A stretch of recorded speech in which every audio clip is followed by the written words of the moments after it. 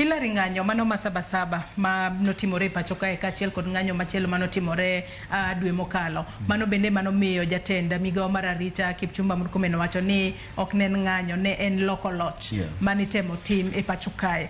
Be niparo ni rowere wuok oko mar loko loch mano mar jatend piny Kenya William Ruto?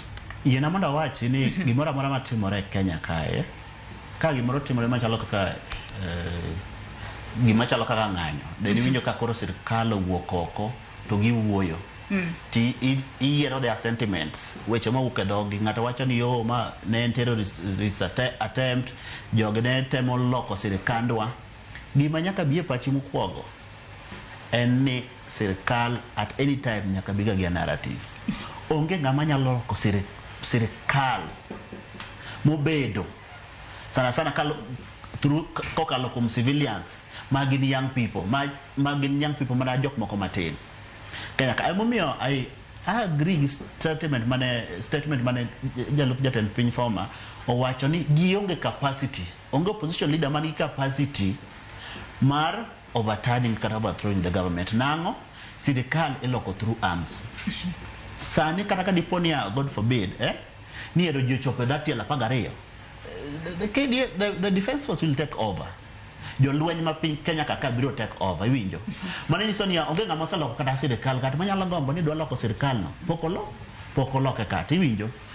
Koro mane momiyo nyaka jibiga gi narrative. Gima momiyo kamoro atemo paro ni ma nyalo bedo agenda kata scheme mar sirkal en niya, ka ji nyalo dhi ma kwal supermarket, ji nyalo dhi ma target jomoko kendo ineno ka mwandu ji yako, to police manning intelligence 100% onge in that particular area. That particular area bedo isolated, iwinjo. Ng'eni nitiere an agenda kata narrative ma already bedo created ka. Either gitemo uso ne ji luoro mondo next time, mondo chieng' machielo koluong ng'anyo, joluoro yano kadwa dhi nikech ang'owa idhi kwal. Iwinjo ka koro business communities ka chaka wacho ni hapana, were uru gi ng'anyo biro ketho nwa ohala, mwandu loso tek. Creating a narrative, iwinjo. Nikech ang'eyo maber ka diponi ne nitiere genuine opposition leader ma sponsor anarchy against the sirkal ok nyal le. Sirkal ok nyal tugo kode, ok nyal ning'o kata wang' kata dakika achiel. To ka diponi nitiere gima chalo kamano madhi mbele Kenya kaka, to ng'ado nengo bide mako.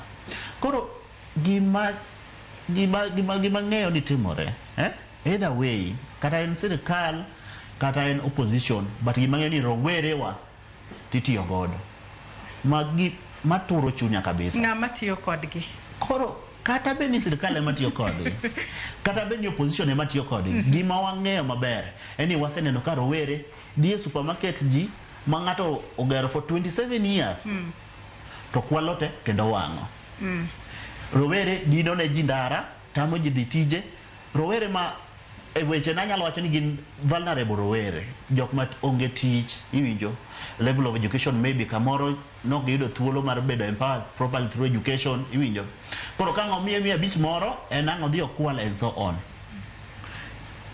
Itiyo kodgi e piny kendo advanced civilization monego bednia sirkal bedo piny ng'iyo kendo identify opportunities kada sectors ma ginyalo create opportunities ne rawere gi mondo beni giyudo tije kendo giyudo yo ma gigero godo chumi. Jois akodi wantiere e okang' matek kendo wantiere e step ma serious kaka oganda. Emomiyo nyaka wasol search. Ka wane moment machalo kamae, ji tiyo godo, people are looting, genuine concern ma ji raise ni wadwa ni uloknwa piny, wadwaro job opportunities, wadwaro proper health care, wadwaro working economy. Ji raise duode man gi genuine concern kamano. And what's the best that the political class can do?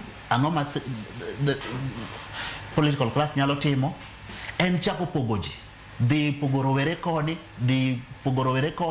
ketho jigeji kono, mondo gius ne ji woga, mondo ji owe wacho gima kaka gidwa ni otap pinygi kaka oganda.